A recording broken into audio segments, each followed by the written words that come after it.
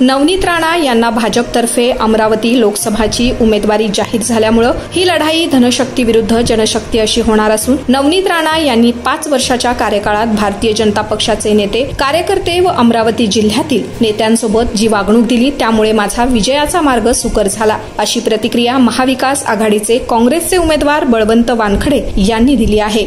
नवनीतजी राणा यांना अमरावती लोकसभेकरता भारतीय जनता पार्टीने उमेदवारी दिली, त्याबद्दल मी नवनीतजी राणा यांचे अभिनंदनच करतो।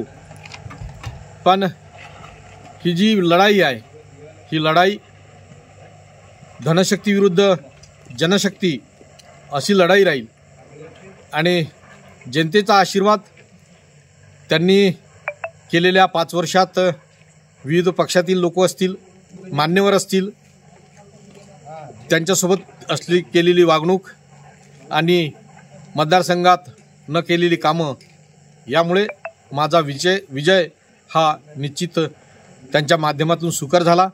माझा विजय हा निश्चित मानला जाईल, एवढंच मी या प्रसंगी सांगतो।